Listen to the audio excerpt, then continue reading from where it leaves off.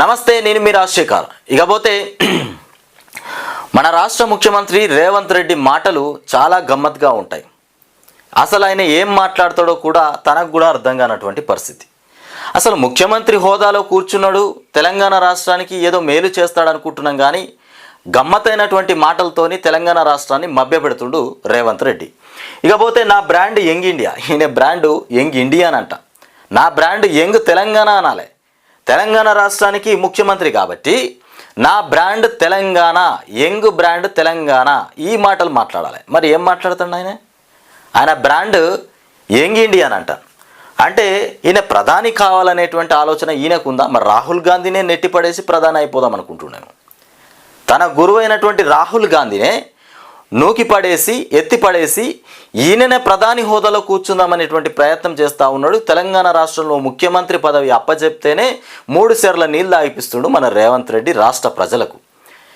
ఇక ప్రధానిగా ఆయనకు బాధ్యతలు అప్పగిస్తే దేశాన్ని మొత్తం సర్వనాశనం చేస్తాడు. ఇక విద్య ఉద్యోగ అవకాశాలే లక్ష్యం. ఆయన లక్ష్యం అంట విద్యనంట ఉద్యోగ. అయితే తెలంగాణ రాష్ట్రానికి విద్యా ఉద్యోగ అవకాశాలు తన లక్ష్యం. ఓన్లీ తెలంగాణ రాష్ట్రమా? మరి మొత్తం ఇండియా మొత్తం ఈయననే ఈ విద్య ఉద్యోగాలు ఇవన్నీ ఇండియా మొత్తం ఈయననే ఇప్పిస్తాడు. మరి అర్థం కావట్లేనటువంటి పరిస్థితి. సర్కారు ఆధ్వర్యంలో ఫ్రీ స్కూళ్ళు పెడతాం. ఇకపోతే పిల్లలకు ఉచిత రవాణా, అల్పాహారం భోజనం, పేదలకు మంచి విద్యను అందించేందుకే ఈ ఆలోచన. ఇక పోలీస్ స్కూల్ ప్రారంభోత్సవంలో రేవంత్ రెడ్డి మాట్లాడుతూ ఉన్నాడు. ఏంటంటే పిల్లలకు ఉచిత రవాణానంట, అల్పాహార భోజనం, ఏది స్కూళ్లకు రావడం పోవడానికి కూడా ఉచితంగా రవాణా సౌకర్యం కల్పించి పేదలకు మొత్తానికి మంచి విద్య అందించేందుకు ఈ ఆలోచన చేస్తూ ఉన్నట. పేద పిల్లలు ఎవరైతే ఉన్నారో వాళ్ళకు. ఇక పోలీస్ స్కూల్ ప్రారంభోత్సవంలో సీఎం రేవంత్ రెడ్డి, నువ్వు చేసే కార్యక్రమాలు పిల్లల కోసం చేస్తే చాలా సంతోషపడతాం. పిల్లల కోసము నువ్వు పనులు చేస్తే చాలా సంతోషపడతాం.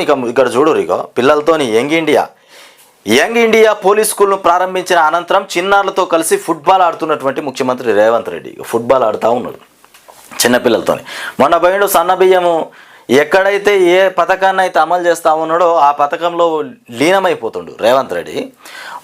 మొన్న భద్రాచలంలో ఒక గ్రామానికి పోయి అక్కడ సన్నబియ్యం వినియోగదారుడు, ఏదైతే అక్కడ ఉన్నటువంటి ఆ వినియోగదారుడు ఉన్నాడో ఆయన దగ్గరికి పోయి లబ్ధిదారుడు ఎవరైతే ఉన్నారో అతని దగ్గరికి పోయి సన్నబియ్యంతో భోజనం చేసిండు. ఇవాళ పిల్లలకి ఫ్రీ స్కూల్లో ప్రారంభం చేస్తానని చెప్పేసి పిల్లలతో కూడా ఫుట్బాల్ ఆడుతున్నటువంటి ఘటన. అంటే ముఖ్యమంత్రి రేవంత్ రెడ్డి ఫోటోలకు, ఈ వీడియోలకు ఫోజులు ఇవ్వడం, రాష్ట్రాన్ని మొత్తం ఆగం పట్టించేటువంటి ప్రయత్నం.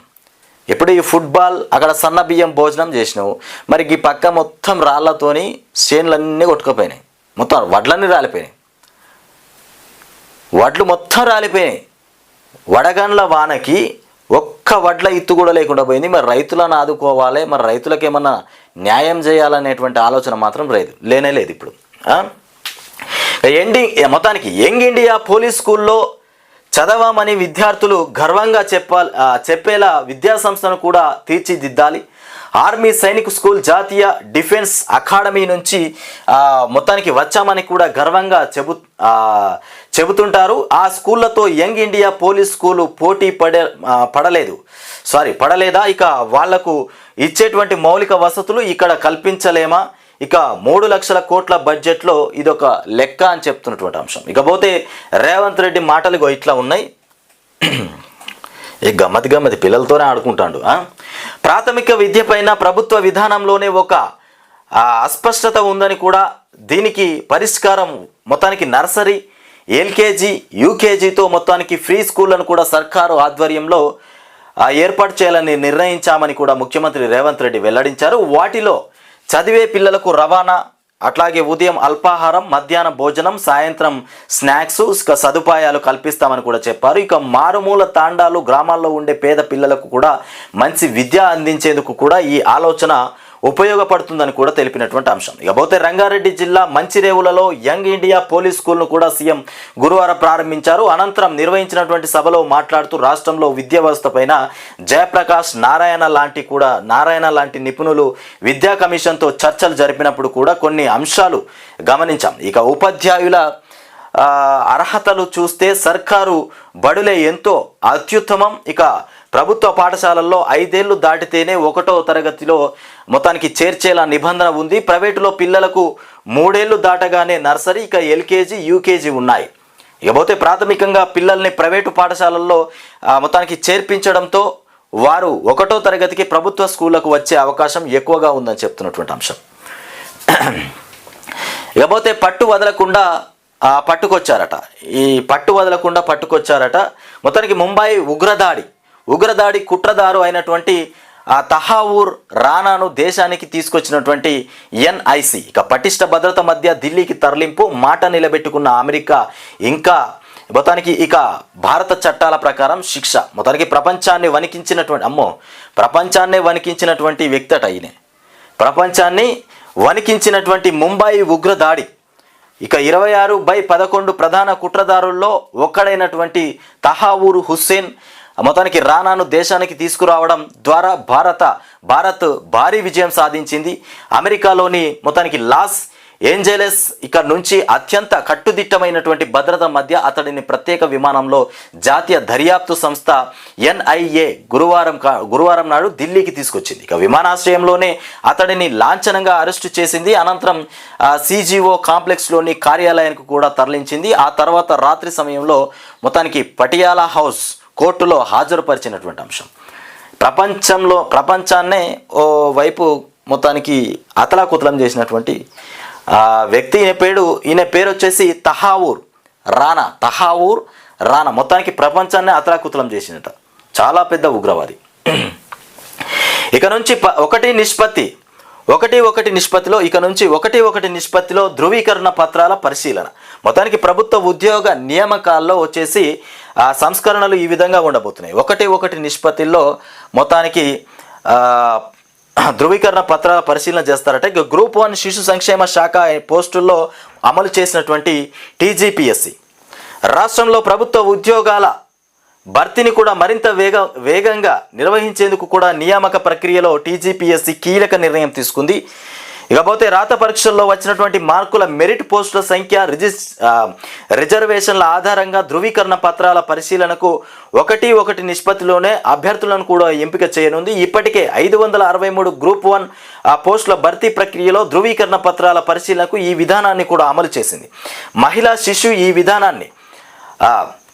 మహిళా శిశు సంక్షేమ శాఖలో మొత్తానికి సిడిపిఓ తదితర పోస్టుల భర్తీకి ఇదే విధానం అవలంబించింది. తదుపరి నోటిఫికేషన్లలోనూ ఈ సంస్కరణను కూడా అమలు చేయనుందని చెప్తున్నటువంటి అంశం.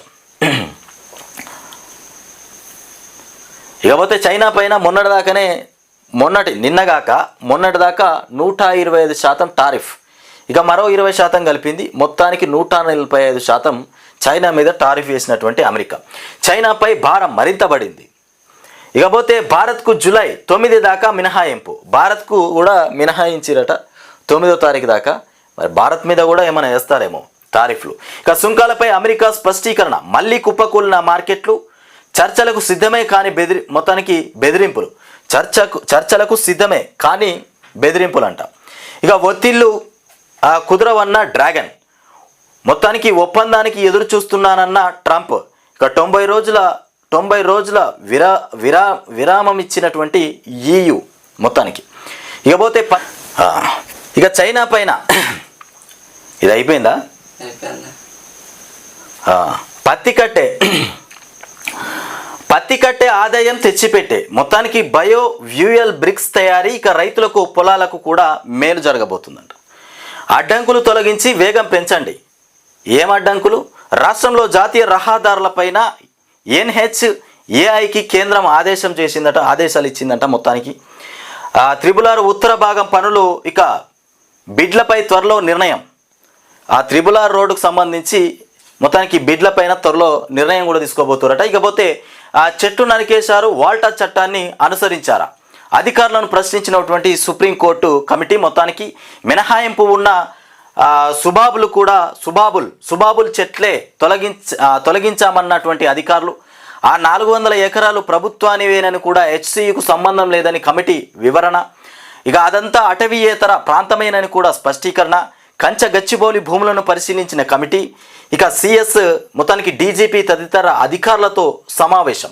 హెచ్సియు అధికారులు, విద్యార్థులు, రాజకీయ నేతలతో వేరువేరుగా భేటీ అయిపోయారట. హెచ్సియుకు సంబంధించినటువంటి విద్యార్థులు, అధికారులు, రాజకీయ నేతలతోని వేరువేరుగా మొత్తానికి సమావేశం అయిపోయారట. ఈ 400 ఎకరాల భూమి పైన మొత్తం గందరగోళం. చివరికి ఆ సుప్రీంకోర్టు బృందం వచ్చేసి ఇది ప్రభుత్వ భూమి అని చెప్పారట. మరి వాళ్ళ నివేదిక ఏంది, మరి ఇట్లా ఇచ్చారు? ప్రభుత్వానికి సంబంధించిన భూమినా మరి అది? ఇక మామిడి నష్టాలే దిగుబడి. మొత్తానికి ప్రతికూల వాతావరణంతో రైతులకు అడ్డుకాలం, ఇక మొత్తానికి గడ్డుకాలం ఏర్పడేది. తగ్గిపోతున్నటువంటి సాగు విస్తీర్ణం. మొత్తానికి రాష్ట్రంలో మామిడి రైతులు ఇక గడ్డు కాలాన్ని ఎదుర్కొంటున్నారు. ప్రతికూల వాతావరణ పరిస్థితులు కూడా వారిని తీవ్రంగా నష్టపరుస్తున్నాయి. ఇక దిగుబడులు తగ్గిపోవడంతో మార్కెట్లకు మామిడికాయలు, పండ్లు పెద్దగా రావడం లేదు. మరోవైపు రాష్ట్రంలో మామిడి సాగు ఏటా తగ్గుతోంది. 10 ఏళ్ల క్రితం 10 లక్షల ఎకరాల్లో తోటలు ఉండగా ఇప్పుడు 4.10 లక్షల ఎకరాలకు తగ్గిపోయి ఇక మొత్తానికి కష్ట నష్టాల నేపథ్యంలో రైతులు ఇక తోటల పెంపకానికి కూడా మొగ్గు చూపడం లేదు. ప్రస్తుతం జగిత్యాల, వరంగల్, భద్రాద్రి కొత్తగూడెం, ఖమ్మం, మహబూబ్ నగర్, నాగర్ కర్నూలు, సూర్యాపేట, నల్గొండ, సిద్దిపేట, వికారాబాద్, ములుగు, హనుమకొండ, భూపాలపల్లి, జనగామ, ఆదిలాబాద్, నిజామాబాద్ జిల్లాలోనే తోటలు కనిపిస్తున్నాయి. ఇక్కడ ఈ చోట్ల మాత్రమే ఈ మామిడి తోటలు కనిపిస్తూ ఉన్నాయి. ఇకపోతే ప్రతికూల వాతావరణంతో రైతులకు గడ్డుకాలం ఏర్పడతా ఉంది. మామిడి తోటలు పెట్టి వాటితో లాభాలు పొందాలంటే రైతులకు చాలా భయంకరం. అంటే రైతులు పొందలేకపోతున్నారు. మామిడి తోటల నుండి లాభాన్ని పొందాలనేటువంటి ఆలోచన విరమించుకున్నారు ఇక రైతులు. ఇక ప్రభుత్వ జూనియర్ కళాశాలల్లో తెలుగు మొత్తానికి కనుమరుగు. ద్వితీయ భాషగా సంస్కృతం ఇక ప్రవేశపెట్టాలని కూడా ఇంటర్ బోర్డు నిర్ణయం తీసుకుందంట. మొత్తానికి రాష్ట్రంలోని ప్రభుత్వ జూనియర్ కళాశాలల్లో ద్వితీయ భాషగా సంస్కృతం ప్రవేశపెట్టాలని ఇంటర్ విద్యాశాఖ నిర్ణయించింది. ప్రస్తుతం ద్వితీయ భాష తెలుగు, హిందీ, ఉర్దూ, మొత్తానికి ఫ్రెంచ్, అరబిక్ ఉన్నాయి. వీటితో పాటు ఇక కొత్తగా సంస్కృతం ప్రవేశపెట్టనున్నారు. ఇప్పటికే కార్పొరేట్, ప్రైవేట్ మొత్తానికి కాలేజీల్లో మార్కులు అధికంగా వస్తాయని కూడా సంస్కృతాన్ని మొత్తానికి ఎంచుకునేలా విద్యార్థుల్ని ఆ కళాకారులు ప్రోత్సహిస్తున్నాయి. ఇక అలాగని కూడా ఆ సబ్జెక్టునైనా బోధిస్తున్నారా అంటే అది లేదట. ఓ గైడ్ ఇచ్చి విద్యార్థుల్నే చదువుకోండి అని చెబుతున్నారు. కొన్ని చోట్ల మొత్తానికి పాఠాలు చెప్పిన ఏడాదికి 15 రోజులు మాత్రమే ఫలితంగా ఆ కాలేజీల్లో తెలుగు సబ్జెక్టు దాదాపు మొత్తానికి మాయమైంది. ఇప్పుడు ప్రభుత్వ జూనియర్ కళాశాలల్లోనూ సంస్కృతం ప్రవేశపెట్టాలని కూడా ఇంటర్ విద్యా శాఖ సన్నాహాలు చేస్తోందట. ఈ కాలేజీల్లో వచ్చేసి సంస్కృత అధ్యాపకుల అవసరం ఉందా, ఇక ఎంతమంది విద్యార్థులు ఈ సబ్జెక్టును తీసుకునేందుకు కూడా ఆసక్తి చూపుతున్నారు, తదితర వివరాలు పంపాలని కూడా ప్రిన్సిపాల్లను కూడా ఇంటర్ విద్యాశాఖ ఆదేశించింది. రాష్ట్రంలో 430 ప్రభుత్వ కళాశాలలు ఉన్నాయి. ఇకపోతే వీటిలో ఏటా ఇంటర్ ప్రథమ సంవత్సరంలో 75,000 నుంచి 80,000 మంది ప్రవేశాలు కూడా పొందుతున్నారట. ప్రస్తుతం సుమారు 15 కళాశాలల్లోనే సంస్కృతం ఉంది. రాష్ట్రంలోని అన్ని కళాశాలల్లో సంస్కృతం ప్రవేశపెడతారా, ఇకపోతే జిల్లా కేంద్రాల్లోని కాలేజీల్లోనేనా మొత్తానికి అన్నది తేలాల్చి ఉంది. ఇక అయితే ఇంటర్ విద్యాశాఖ తాజా నిర్ణయంతో ప్రభుత్వ కళాశాలల్లోనూ ద్వితీయ భాషగా తెలుగును కూడా మొత్తానికి మరుగు కానుందనేటువంటి ఆందోళన వ్యక్తమవుతుందంట. ఇక వ్యతిరేకిస్తున్నటువంటి అధ్యాపక సంఘాలు, మొత్తానికి ఇంటర్ విద్యాశాఖ నిర్ణయాన్ని అధ్యాపక సంఘాలు వ్యతిరేకిస్తున్నాయి. గత ప్రభుత్వ హయాంలోనే సంస్కృతం ప్రవేశపెట్టాలని కూడా నిర్ణయించారని కూడా అధ్యాపక విద్యార్థి సంఘాలు కూడా తెలుగు భాషాభిమానులు నిరసన తెలపడంతో ఇక నిలిచిపోయిందని కూడా తెలుగు గెజిటెడ్ జూనియర్ అధ్యాపకుల సంఘం తెలిపింది. ఇప్పుడు అధ్యాపక సంఘాలతో చర్చించుకునేందుకు కూడా కార్పొరేట్ కళాశాలల తరహాల మొత్తానికి మార్కుల కోసం సంస్కృతం ప్రవేశపెడుతున్నారని కూడా దాన్ని తాము వ్యతిరేకిస్తున్నామని కూడా సీఎం రేవంత్ రెడ్డికి ఈ మెయిల్ ద్వారా విన్నవించామని చెప్తున్నటువంటి అంశం. ద్వితీయ భాషగా సంస్కృతిని ప్రవేశపెట్టాలని ఇంటర్ బోర్డు నిర్ణయం తీసుకుంటుందట. కానీ అది అసలు నిర్ణయం సరికాదని కూడా ఇంటర్ బోర్డుకు సంబంధించినటువంటి కొంతమంది ఉపాధ్యాయులు చెప్తా ఉన్నట్టున్నారు. మొత్తానికి సంస్కృత భాషను మార్కులు పెంచడానికి ఇంటర్లో మొత్తానికి కలపాలనేటువంటి ఆలోచన చేస్తూ ఉన్నారంట. ఇక స్లాట్ విధానంలో చకచక రిజిస్ట్రేషన్.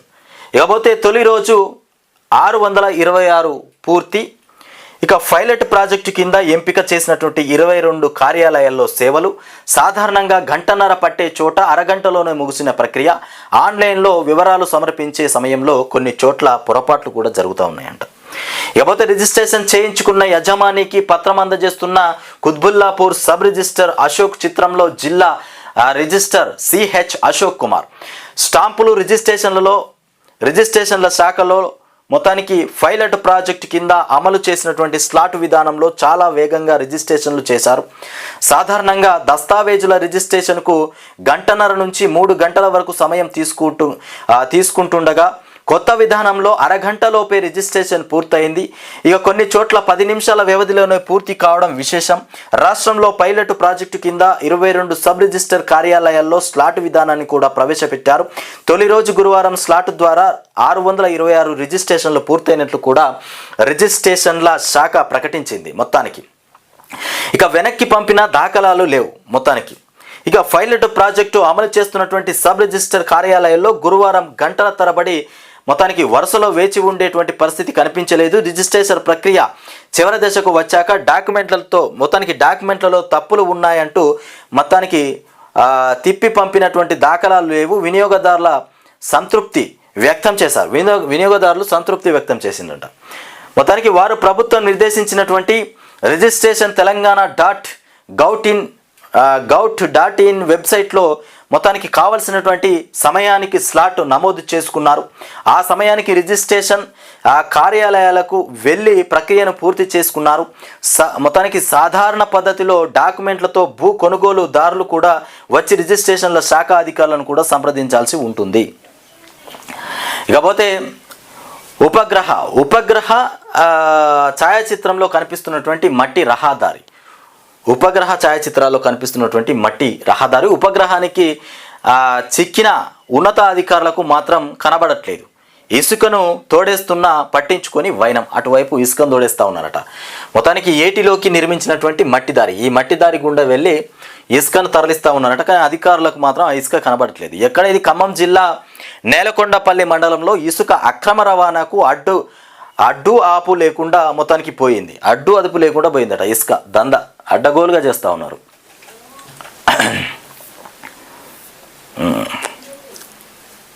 ఇక వెలుగు దినపత్రికలో చూడుర్రి, రేవంత్ రెడ్డి యంగ్ ఇండియా నా బ్రాండ్. తన బ్రాండ్ మొత్తం యంగ్ ఇండియా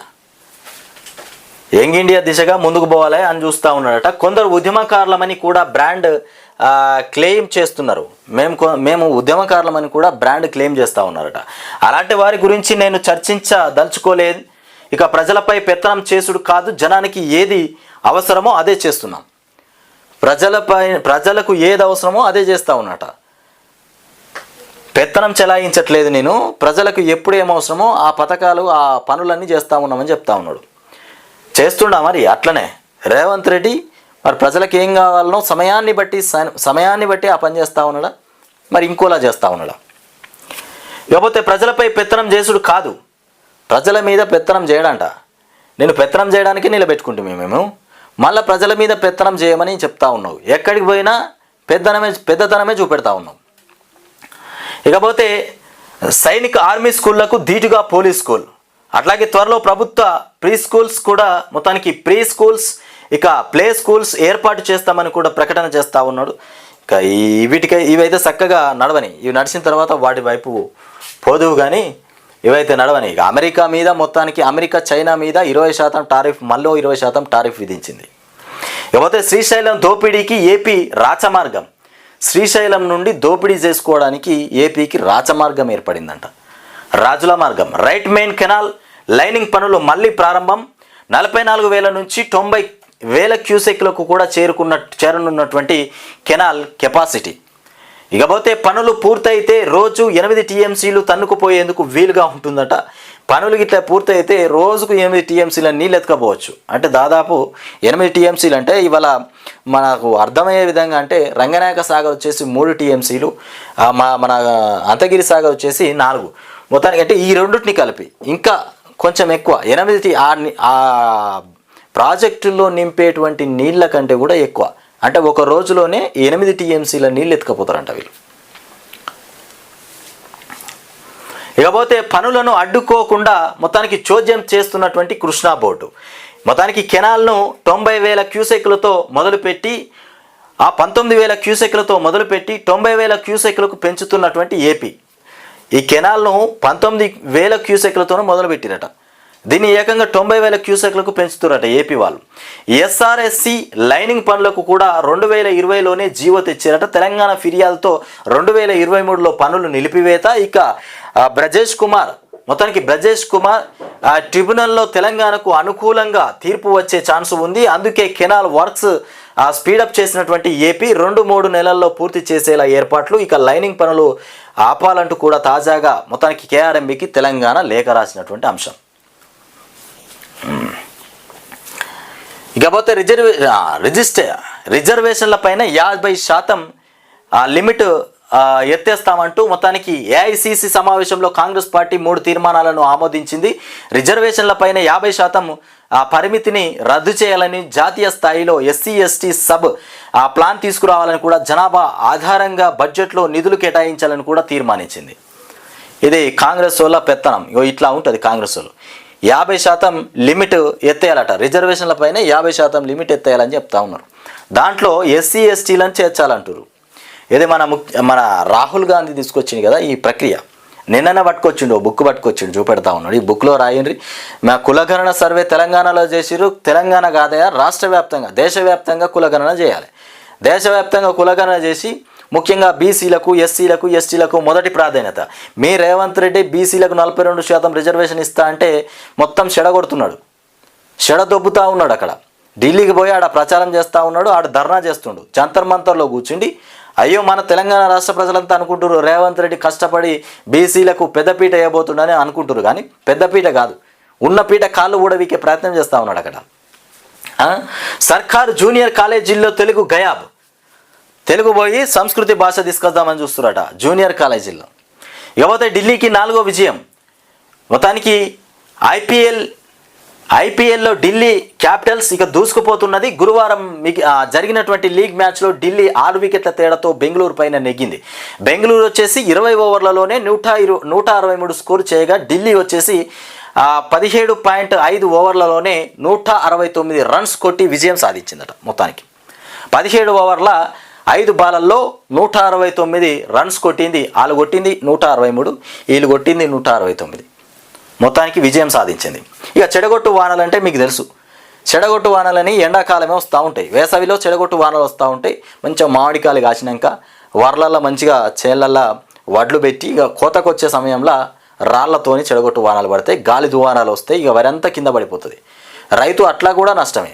తీసుకుపోయి బీట్లో పోస్తే అక్కడ వర్షం పడితే అక్కడ నష్టమే. మొత్తానికి మామిడికాయలన్నీ రాలిపోయినాయి. ఇది సిద్దిపేట జిల్లాలో నేల రాలినటువంటి మామిడికాయలు. మొత్తానికి చెడగొట్టు వానలకు పంటలు ఆగమైపోతున్నాయి. నేల వాలినటువంటి వరి, మొక్కజొన్న, రాలిన మామిడికాయలు, ఇక గాలి దుమారానికి కూలినటువంటి చెట్లు, విద్యుత్ స్తంభాలు, 10 జిల్లాల్లో కరెంటు సరఫరాలో అంతరాయం. ఇక పిడుగుపడి స్టూడెంటు పశువుల కాపరి మృతి. పిడుగుపడి స్టూడెంటు పశువుల కాపరి మృతి చెందినటువంటి ఘటన. ఈ పిడుగులు ఇప్పుడే పడతా ఉంటాయి, పిడుగులు కూడా. ఇక్కడ చూడు ఇగో, మొత్తానికి స్పెషల్గా సుప్రీంకోర్టు నుండి ఒక బృందం వచ్చేసిందంట. ఆ బృందం ఈ 400 ఎకరాల మీద మరి ఎలాంటి నిర్ణయం ఇచ్చేసింది, ఎలాంటి స్టే ఇచ్చేసిందో చూడండి. కంచెగచ్చిబౌలిలోని భూములను పరిశీలిస్తున్న ఎంపవర్డ్ కమిటీ. మొత్తానికి ఎంపవర్డ్ కమిటీ ఇది కంచెగచ్చిబౌలికి సంబంధించినటువంటి 400 ఎకరాల భూమిని వీళ్ళు సర్వే చేస్తూ ఉన్నారు. ఆ 400 ఎకరాలు పక్కా ప్రభుత్వ భూమి అని చెప్తున్నారట. రికార్డుల్లో ఎక్కడా అడవి అని లేదట.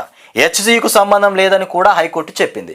మరి ఇక్కడ రికార్డుల్లో అడవికి సంబంధం లేదు, హెచ్సికు సంబంధం లేదు అంటే ఇది ప్రభుత్వ భూమి అని చెప్తున్నారు. కంచెగచ్చిబౌలి ల్యాండ్స్ పైన సుప్రీంకోర్టు ఎంపవర్డ్ కమిటీకి రాష్ట్ర ప్రభుత్వం నివేదిక పంపిందట. మొత్తానికి 1975లోని పరిస్థితులు కూడా ఇప్పుడు అక్కడ లేవు. చిన్న నీటి కోలును సహజ రాక్ ఇక ఫార్మేషన్స్ను కూడా తొలగించాం.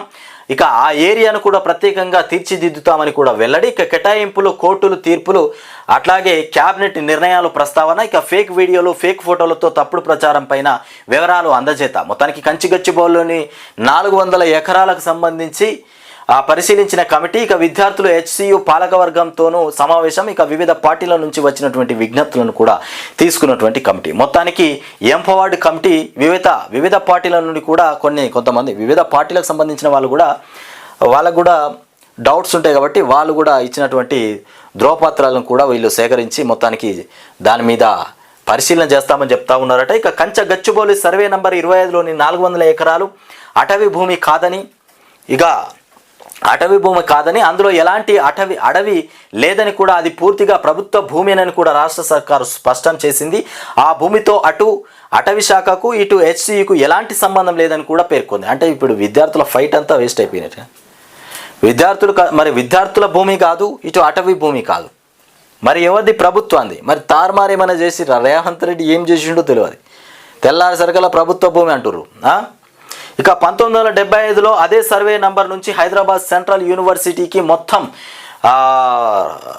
2324.5 ఎకరాల భూమిని కూడా అప్పట్లో ప్రభుత్వం కేటాయించిందని కూడా అప్పటికే రికార్డుల్లో కంచ అస్తాబల్ సొరంబోక్ అని కూడా నమోదై ఉందని కూడా, దాని అర్థం ప్రభుత్వానికి చెందిన పోరంబోకు భూమి అని, అంతే తప్ప అడవి కాదని కూడా వివరించింది. అటవీ శాఖ రికార్డుల్లో కూడా దీనిని అటవీగా చూపలేదని స్పష్టం చేసింది. ఇంత కష్టపడి విద్యార్థులు ఫైట్ చేస్తే మరి విద్యార్థులకు దక్కలే భూమి. ఇంకా కూడా అసలు వాళ్ళు ఇచ్చిన రికార్డులు ఆ రకంగా ఉంటే మరి వీళ్ళు కూడా రికార్డులు తీసుకోవాలి. బీజేపీ వాళ్ళు, బీఆర్ఎస్ వాళ్ళు కూడా రికార్డులు సేకరిస్తే అర్థమైపోతుంది మరి అది ప్రభుత్వ భూమా, మరి అటవీకి సంబంధించిన భూమా, HCU విద్యార్థులకు సంబంధించిన భూమా. మరి HCU విద్యార్థులు అంతగానం వాళ్ళు ధర్నా చేసి అక్కడ పహారా చేసి వాళ్ళంతా కష్టపడాల్సినటువంటి అవసరం ఏమొచ్చింది? మరి వాళ్ళ భూమి కాకపోతే మరి ఇప్పుడు ప్రభుత్వ భూమి అంటే రేవంత్ రెడ్డి అమ్ముకోవచ్చు అన్నట్ట. ఇక కేంద్రం ఇచ్చేది దొడ్డు బియ్యమే, అది కొందరికే. ఇక బీజేపీది తప్పుడు ప్రచారం. కేంద్రం ఇచ్చేది దొడ్డు బియ్యమేనట, అది కొందరికేనంట. బీజేపీ తప్పుడు ప్రచారం చేస్తుందంటే అనుకుంటా మన మంత్రి ఉత్తమ్ కుమార్ చెప్తా ఉన్నాడు. వీళ్ళు ఇస్తురుగా సన్న బియ్యం, వీళ్ళ సన్న బియ్యం కోసమే డబ్బా కొట్ట. ఇప్పుడు వాళ్ళు ఇచ్చేదంతా తూమ్ మంత్రమే, కేంద్రంతో సంబంధం లేదు. కేంద్రం ఇచ్చేది దొడ్డు బియ్యం, మేము ఇచ్చేది సన్న బియ్యం. ఇక సన్న బియ్యం పథకం కాంగ్రెస్ ప్రభుత్వానిదే. ఈ స్కీమ్తో రాష్ట్ర సర్కారుపై అదనంగా 20% భారం పడిందంట. 3.10 కోట్ల మందికి కూడా 30 లక్షల టన్నుల సన్న బియ్యం సరఫరా. అర్హులైన వారందరికీ రేషన్ కార్డులు పరిశీలనలో 30 లక్షల అప్లికేషన్లు. రేషన్ కార్డులు ఇక కొంతమందికి రాలే. రేషన్ కార్డులు అప్లికేషన్లు రేషన్ కార్డులు కొత్త రేషన్లు కావాలని పెట్టుకుంటే చిన్నపిల్లలు కుటుంబ యజమానిగా రేషన్ కార్డులో మొత్తానికి పేరు నమోదయ్యి వచ్చిందట. చిన్నపిల్లోని యజమాని చేసిరు. ఇక కొందరి కావాలని పెడితే కొందరు తీసి పడేసిరట. ఉన్నోడికి కూడా రేషన్ కార్డు వచ్చిందట. ఇది పరిస్థితి. ఈ సన్న బియ్యం మరి ఇక రాష్ట్ర వ్యాప్తంగా సన్న బియ్యం ఇస్తున్నాం, 20% ప్రభుత్వం మీద భారం పడుతుంది. ఈ మాటలు మాట్లాడుతున్నారు. 3.10 కోట్ల మందికి 30 లక్షల టన్నుల సన్న బియ్యం సరఫరా చేసిరట. ఇక NIA కస్టడీకి మొత్తానికి తహావూరు రానా. ఈ తహావూరు రానా బాగానే ఉన్నాడు, చాలా పెద్ద తీవ్రవాది అంట. ఆయన తీవ్రవాది, మామూలు తీవ్రవాది కాదు, ప్రపంచాన్నే గడగడలాడించేటువంటి తీవ్రవాది. 23 మందిలో 11 మందిలో ఆయన ఒకడంట. ఇక రైతుకో న్యాయం, సీఎంకో న్యాయమా? వాస్తవానికి రైతుకో న్యాయం ఉంటుంది, సీఎంకో న్యాయం ఉంటుంది. రైతు పొలాల పొంటి తిరుగుతూ ఉంటాడు, రేవంత్ రెడ్డి కార్లో తిరుగుతూ ఉంటాడు. రైతు తన పొలంలో చెట్టు నరికినా జరిమానా వేస్తారు. సరే, కంచగచ్చిబౌలిలో వేల సంఖ్యలో చెట్లు కూల్చితే చర్యలేవి? ఇది వాస్తవం. సరే, ఇది ఇక్కడ విషయం ఏంటంటే వాస్తవానికి కంచగచ్చిబౌలికి సంబంధించినటువంటి భూమి ప్రభుత్వ భూమి అనుకుందాం. మరి ఆ చెట్ల నరకడానికి మొత్తానికి అటవీ శాఖ, చెట్లకు సంబంధించి అటవీ శాఖ నుండి మొత్తానికి పర్మిషన్ తీసుకోవాలి. ఎవరి దగ్గర తీసుకోవాలి పర్మిషన్? ఇది తెలుసా? ఇగో చెట్లు నరకడానికి చెడగొట్టు వానలు, చెట్టు నరికేశారు, వాల్టా చట్టాన్ని అనుసరించారా? చెట్లు నరకాలంటే వాల్టా చట్టం నుండి అనుమతి తీసుకోవాలి. మరి వీళ్ళు అనుమతి తీసుకోకుండానే చెట్లు నరికి పడేసిరు. ఒక రైతు ఒక చెట్టు నరికేస్తే అది చట్టరీత్యా నేరం అంటారు. మరి రేవంత్ రెడ్డి ఏకంగా అన్ని చెట్లను నరికేసిండు. మరి తన మీద ఎలాంటి ఆరోపణ లేదు, ఎందుకు చేయట్లేదు? 3 జింకలు మృతికి కారణమైన రేవంత్కు 12 ఎన్నేళ్ళ జైలు శిక్ష, ఎన్నేళ్ళు శిక్ష పడాలి? సరే, ఇది 3 జింకల మృతికి కారణమైనటువంటి రేవంత్ రెడ్డికి ఎన్నేళ్ళు జైలు శిక్ష పడాలి. అటవీ రెవెన్యూ శాఖలు ఇక నిద్రపోతున్నాయా? ఇక హెచ్సియు భూముల అంశంలో రాష్ట్ర ప్రభుత్వం అన్ని నిబంధనలు ఉల్లంఘించింది అని చెప్తున్నటువంటి హరీష్ రావు. ఇది వాస్తవం. అటు చెట్లు నరికి పడేసిండు, అటు జింకలు కూడా 3 చనిపోయినాయంట. మరి జింక అంటే చాలా దేశానికి ఒక జాతీయ జంతువులాగా. మరి ఆ జింక చనిపోతే జింక గురించి మరి రేవంత్ రెడ్డి చేసినటువంటి వికృత శాస్త్రాలకే జింక చనిపోయింది. మరి దాని విషయంలో మరి ముఖ్యమంత్రి రేవంత్ రెడ్డి మీద ఎలాంటి చర్యలు తీసుకోబోతున్నారు? చర్యలు ఏం లేవా? ఇక వరల్డ్ బ్యాంకు నుంచి అప్పు 4150 కోట్లంట రాష్ట్ర ప్రభుత్వానికి దశల వారీగా ఇచ్చేందుకు అంగీకారం. మొత్తానికి ఆరోగ్య రంగంలో మౌలిక సదుపాయాల కల్పనకు నిధుల వినియోగం. ఇది ఇట్లా ఉన్నది. ఇకపోతే బీఆర్ఎస్ ముందు చూపు ఉపాధికి దారి చూపు, టెక్స్పోర్ట్ రెడీ. బీఆర్ఎస్ ముందు చూపు ఉపాధికి దారి చూపు, టెక్స్పోర్ట్ రెడీ. సిరిసిల్లాలో ఉత్పత్తికి సిద్ధమైనటువంటి మరో వస్త్ర పరిశ్రమ. కేటీఆర్ చొరవతో మొత్తానికి అప్పారెల్ పార్కులో 2వ పరిశ్రమ ఏర్పాటు. 2022లో 102 కోట్లతో మొత్తానికి MOU, 3 ఏళ్లలో నిర్మాణం, 1600 మందికి ఉపాధి. ఇక మున్ముందు మరో 2000 మందికి కూడా ఇప్పటికే గోకుల్ దాస్ పరిశ్రమలో 1500 మందికి ఉద్యోగాలు. అదే బాటలో టెక్స్పోర్ట్ సాకారం. నేడు పరిశ్రమ ప్రారంభం కాబోతుందంట. ఇది అంశం. ఇక తాకట్టులో కనికట్టు, ఆ 5000 కోట్లు ఏమైనాయి? తాకట్టులో కనికట్టు. మొత్తానికి సాధికార కమిటీ ప్రశ్నల వర్షం, క్రిమినల్ కేసులు పెట్టాలంటూ కూడా ఆగ్రహం. రాష్ట్రంలో రాజ్యాంగం అమలవుతుందా? చట్టం తెలుసా? ఇకపోతే అడవి అలుసా? చట్టం తెలుసా? రాత్రికి రాత్రే బుల్డోజర్లతో విధ్వంసమా? అంచనా లేకుండా చెట్లు పక్షుల ప్రాణాలపై విరుచుకుపడతారా? ఇది ఇక్కడ విషయం ఏంటంటే, సరే కంచగచ్చుబోలుకు సంబంధించి భూములు సాఫ్ చేసినావు రేవంత్ రెడ్డి, తెల్లందాక చేసినావు. ప్రభుత్వ భూమి అనుకునే బుల్డోజర్లు దింపినావు. ప్రభుత్వ భూమి ప్రభుత్వందే. మరి చెట్లు వలై అవి ప్రాణులే కదా, ఆ పక్షులు, ఆ జంతువులు అవన్నీ ఉన్నాయి కదా. మరి అవ్వలే అవి నీయా? చెప్పు, అవి నీ కాదు కదా. మరి వాటి మీద నీ ప్రయోగాలేంది? నీ జులమేంది? వాటికి కూడా ఓ చట్టం ఉన్నది, జంతువులను కాపాడుకోవడానికి చట్టం ఉన్నది, చెట్లకు కూడా చట్టం ఉన్నది. వాటికి సంబంధించిన వ్యవస్థ వాటికి ఉన్నది. వాటి నుండి మీరు పర్మిషన్ తీసుకొని ఇలా కాలు పెట్టాలి. మరి నీ ఇష్టం ఉన్న నువ్వు ముఖ్యమంత్రి అంటే రాష్ట్ర ప్రజలకు ముఖ్యమంత్రివి, జంతువులకు చెట్లకైతే ముఖ్యమంత్రివి కాదు కదా. ఇక భారత్కు చేరుకున్నటువంటి ఆయనే పసిడి పరుగు పెడతా ఉన్నట. ఒక్కరోజే 3000 పెరిగినటువంటి ధర. ఇక 10 గ్రాముల గోల్డ్ వచ్చేసి 93,380. పసిడి రోజుకు పెరుగుతూ ఉన్నదట, పరుగు అంటూ ఉన్నదట.